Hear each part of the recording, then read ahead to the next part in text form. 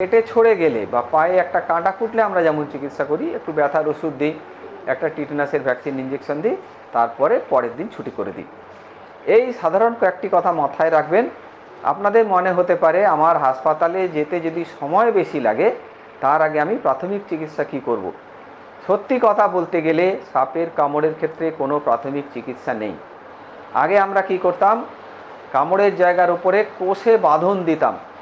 এখন আমরা সেটা বিজ্ঞানভিত্তিকভাবে প্রমাণ করে দিয়েছি, কোষে বাঁধন দিয়ে কোনো লাভ হয় না, উল্টে বিপদ হতে পারে। বাঁধন দিয়ে কোনো লাভ হয় না। রুগী নড়াচড়া কম করবেন, নিজে দৌড়াদৌড়ি করবেন না, লোকজনকে ডেকে নেবেন, তারা একটা মোটর বাইকের পিছনে বসিয়ে যত দ্রুত পারেন কাছাকাছি সরকারি হাসপাতালে যাওয়ার চেষ্টা করবেন। প্রাথমিক চিকিৎসা কি হলো তাহলে? রুগী বেশি নড়াচড়া দৌড়াদৌড়ি করবেন না, তাকে তাড়াতাড়ি একটা কাছাকাছি সরকারি হাসপাতালে নিয়ে যেতে হবে। তারপরে যে কাজটা সেটা তো হাসপাতালের ডাক্তারবাবু করবেন, সেটা নিয়ে আপনার দুশ্চিন্তার কোনো কারণ নেই। সাপের কামড়ের সাথে বেশিরভাগ সময়তেই যেটা নিয়ে গণ্ডগোল হয়ে যায়, রাত্রেবেলা ঘুমের মধ্যে ইঁদুরে কামড় দিয়েছে, পায়ের আঙুলে একটা ইঁদুরে কামড় দিয়ে চলে যায়, কিংবা বিছার হুল ফুটেছে। বিছা দু রকমের হয়, একটা তেঁতুল বিছা আর একটা কাঁকড়া বিছা।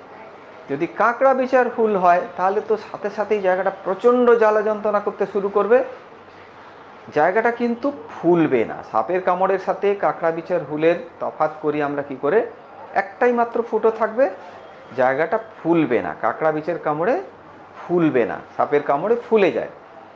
আবারও বলছি, ইঁদুরে কামড়েছে না বিছায় কামড়েছে না পোকায় কামড়েছে নাকি সাপে কামড়েছে, এটা নিজেরা বিবেচনা করার চেষ্টা করে সময় নষ্ট করবেন না। অনেকে ভাবেন কি, আমার গ্রামে ওঝা আছে, তার কাছে গিয়ে আগে বুঝে নিই যে শরীরে বিষ ঢুকেছে কিনা। ওঝারা নানান রকম টুকটাক করে হাত চালা বাটি চালা করে বোঝার চেষ্টা করে বিষ ঢুকেছে কিনা, তারপরে হাসপাতালে আসেন। তাতে কিন্তু মূল্যবান সময়টা নষ্ট হয়। শরীরে যদি বিষ ঢোকে, এটা ওঝাগিরি করে বোঝার কোনো উপায় নেই। ওঝার বাড়িতে সময় নষ্ট করবেন না। বিশেষ করে কেউটে সাপের কামড়ের ক্ষেত্রে, কেউটে বা গোখরো সাপের কামড়ের ক্ষেত্রে 10 মিনিট সময়ও যদি নষ্ট হয় ওঝার বাড়িতে বা রাস্তায়, সেটাই মারাত্মক হয়ে যেতে পারে। হাসপাতালে গিয়ে যখন পৌঁছলেন তখন হয়তো দেখা গেল শ্বাসকার্য বন্ধ হয়ে গেছে। এছাড়া ওঝার বাড়িতে গিয়ে অনেকেই করেন কি, নানান রকম অনুপান খাইয়ে দেন, কোনো শেকড় বাকড় বেটে খাইয়ে দিলেন, কিংবা কিছু একটা ছোপ লাগিয়ে দিলেন যে জায়গাটাতে কামড় দিয়েছে। তাতে কিন্তু পরবর্তীকালে চিকিৎসার ক্ষেত্রে বিভ্রান্তির সৃষ্টি হয়। সাপের বিষের জন্য বমি করছে নাকি ওই অনুপনটা খেয়ে বমি করলো, সেটা বুঝতে আমাদের পক্ষে খুব অসুবিধে হয়। আবার যে জায়গাটাতে কামড়েছে সেখানে যদি একটা ছোপ লাগিয়ে দেওয়া হয় কিংবা চুন লাগিয়ে দেওয়া হয়, তাতে চামড়ার রঙটা পাল্টে যায়।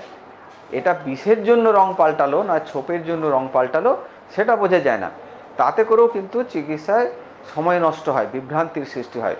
সেই জন্যই আমরা সবসময় বলবো যে কোনো কিছু কামড়েছে, সেটা যাতেই কামড়াক, বিছাই কামড়াক, ইঁদুরেই কামড়াক বা বিষহীন সাপে কামড়াক, আপনারা সরকারি হাসপাতালে চলে আসুন, ডাক্তারবাবুর ওপরে ভরসা রাখুন। ডাক্তারবাবুদেরকে বিবেচনা করে দেখতে দিন যে শরীরে বিষ ঢুকেছে কি ঢোকেনি। নমস্কার, সবাই ভালো থাকবেন।